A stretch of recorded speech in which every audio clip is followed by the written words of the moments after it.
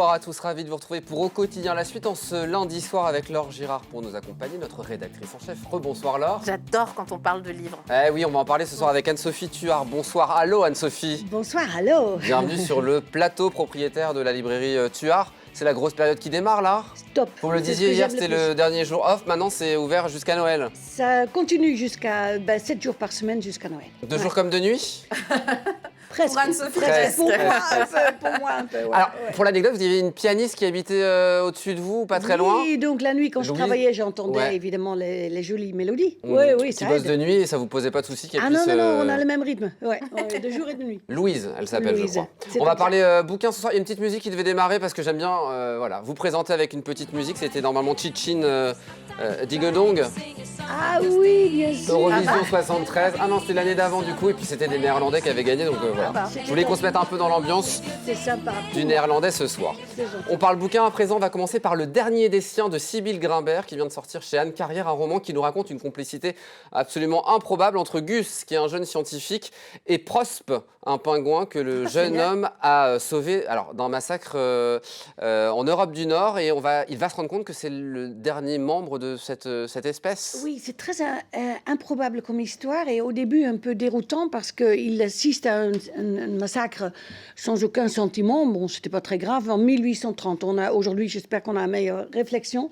Donc, les autres massacrent tous les animaux et lui, par hasard, il en sauve un. Il ne sait pas trop quoi faire Il le avec. ramène en France, c'est Il ça le ramène d'abord voilà, dans une compagnie, chambre. quoi. Il est en bonne compagnie et puis évidemment, il pense que c'est une bête qui n'a pas de sentiments, comme on a longtemps pensé. Et puis, il découvre par l'aide un peu d'autres gens que déjà dans le regard, il doit y avoir une réflexion de la bête quand même. Et puis, il se lie une magnifique amitié, très intéressant et très touchant. Ce qui est intéressant, c'est qu'on ne tombe pas dans le fantastique. Moi, je sais que j'aime pas trop le genre fantastique. Il y a Non. une vraie réalité de la relation entre. Absolument, ça entre peut les se deux. faire comme ça et ça nous fait réfléchir un peu plus sur ce monde animal qu'on connaît finalement si mal. Le dernier des siens est tenté par une question aussi intime que métaphysique. Que veut dire aimer ? Ce qui ne sera plus jamais, point d'interrogation. Donc voilà pour ce beau bouquin. C'est vrai qu'on peut beaucoup aimer les animaux parce qu'on aime les hommes plus ou moins, mais enfin, il y a toute une nature autour qui Ça porte à qui vaut la réflexion sur peine. notre société, ce qui arrivera Absolument. un petit peu plus tard. Contre vents et secrets de Cynthia Kafka, c'est chez l'Archipel, un roman entre air marin, alors si vous voulez aller du côté de la Bretagne, et secret de famille. Alors là, on mélange un peu les deux. Kafka, c'est Oui, la parce- famille, c'est la famille C'est Kafka ça, c'est ou... dans la famille, c'est un peu l'histoire de presque tout le monde parce que c'est complètement dans notre société et notre contexte. Et puis, elle a un douleur au départ, en absence d'enfant et son mari part Un avec divorce quelqu'un de l'eau, d'autre. C'est cela. Donc, ça arrive. Et c'est pour ça, c'est très humain. Non, c'est très humain. Mais je pense que j'aime plutôt ça pour les femmes, et surtout les femmes, je veux dire. C'est beau, c'est surprenant, c'est drôle, c'est très bien écrit, et c'est vraiment des phrases assez amusantes. Donc, on part en Bretagne, une petite île, et on est tout près, dans le vent, dans tout ce qu'on trouve en Bretagne. Voilà, la pluie. Donc un secret de famille qu'on va essayer de retrouver sur une île, je crois, C'est ça. bretonne. Oui, ben, évidemment. Et c'est la surprise, Ah. parce qu'on ne s'en doute pas que c'est comme ça. Ça se lit bien, c'est parfait pour les vacances. les J'aime vacances pas qui dire un arrivent. feel good book, mais c'est un peu ça. Et Ouais. j'ai pas un terme français, mais on se sent On bien. peut dire feel good, ferme on est et autorisé. On se sent bien. Même si on va se faire taper sur les doigts. Il n'y Ouais. a pas un terme en néerlandais qu'on peut utiliser qui veut dire feel good? Non, ça serait trop compliqué. Non, non, non, je vais faire fuir tout le monde. Oui, oui, oui. Voilà pour Contre vents et secrets, Cynthia Kafka. C'est donc chez l'Archipel. On passe aux Abeilles grises d'Andrei Kourkov qui a reçu le prix Médicis étranger cette année, un roman sur fond de crise géopolitique suite à l'annexion en 2014 de la Crimée par les Russes qui fait étrangement écho puisque je crois que le roman est sorti au début de l'année. Le roman est sorti en février et c'est totalement une image de ce qu'on est en train de vivre actuellement, sauf que ça ne parle pas de la guerre, ou presque. Ça parle d'un homme qui aime ses abeilles. Et c'est très beau parce que petit à petit, il n'a plus de confort, l'électricité, il n'en a plus. Ça se fait avec une bougie, donc comme vous dites, ça ressemble drôlement à aujourd'hui, malheureusement. Et pendant ce temps-là, il se contente de si peu. Si ses abeilles vont bien, il va bien. Donc, des fois, il s'endort le soir juste sous une couette on s'imagine un peu le froid, et il se dit, qu'est-ce que je suis bien. Et je trouve ça une magnifique métaphore pour ne pas trop se plaindre sur notre petite condition actuellement, même si on baisse un peu la température. Il amène ses abeilles ailleurs, essayer de les sauver, et il rencontre toute cette affreuse situation russe. Ils sont deux, je crois. Il y en a un Alors, ami dans qui le n'était pas village, vraiment, voilà, au le départ. dernier village, il y a deux qui ne se sont jamais aimés, et pour raison parce que l'autre participe bien avec les Russes, coopère complètement, et lui, il est un peu absent de tous ces conflits, sauf qu'il est vraiment ukrainien. Il y a une confrontation des idées, des opinions, dans un no man's land en quelque sorte. Complètement. La partie, ce qu'on appelle la zone grise, c'est no man's land. Exactement. Je cherchais un mot français, mais c'est peut-être zone grise. En tout cas, très, très surprenant. Donc si on a envie de réfléchir beau. et puis s'intéresser aussi à la situation actuelle. Ce n'est pas triste. C'est même drôle. C'est un tel anti-héros. C'est très bien. Absolument. Les abeilles grises. Ouais. Andrei Kourkov, prix Médicis étranger 2022. Si vous voulez vous le procurer, c'est chez la librairie Tuard. Absolument. Au 24 de la rue de l'Étoile. C'est ça. Toujours un autre chiffre, donc un autre numéro, donc c'est le 24. C'est magnifique. Un mot sur ce qui va arriver vendredi 9 décembre prochain à 17h. Une rencontre avec Dany Le Prince à l'occasion de la sortie de son témoignage. Ils ont volé ma vie.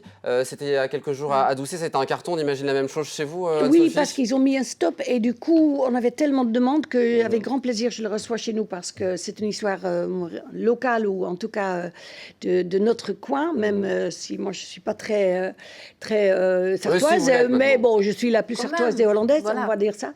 Donc du coup, c'est une histoire qui touche les gens et puis c'est avant tout humain aussi. J'aime beaucoup l'humain dans notre métier et du coup, ce sera vraiment ça. Il faut réserver, bien évidemment, librairie C'est plus pratique pour moi. Il y a encore des places ? Oui, parce que j'arrête pas, mais peut-être on ne sera plus assis, mais plutôt debout. Mais c'est pas grave, on peut faire un peu debout. Pour ça me rappelle un souvenir que m'avait raconté. C'est qu'on pousse les murs, en fait, quand il y a des... Vous étiez allé voir l'ancien chef d'État, François Hollande, qui était peut-être même pas encore, je crois, à l'époque. Non, c'était après. Alors, je suis allée le voir avant qu'il soit chef d'État, quand il a lancé sa campagne en 2012. C'était incroyable. Les gens étaient dans la rue, il y en avait dans les escaliers, il y en avait partout. Je crois qu'il a gagné parce qu'il était chez nous. Monsieur Tuard qui m'a laissé passer parce que j'étais coincée entre les gens avec ma caméra et je ne pouvais plus passer. C'était extraordinaire. Et pour l'anecdote, vous avez réussi à l'avoir en lui disant attendez, je suis hollandaise, vous vous appelez François Hollande, venez chez moi. Absolument, j'ai essayé de faire au moins la blague, il va se rappeler de moi après. Et il reviendra prochainement, j'en suis sûr. Librairietuard.fr pour réserver ou par téléphone au 02 43 82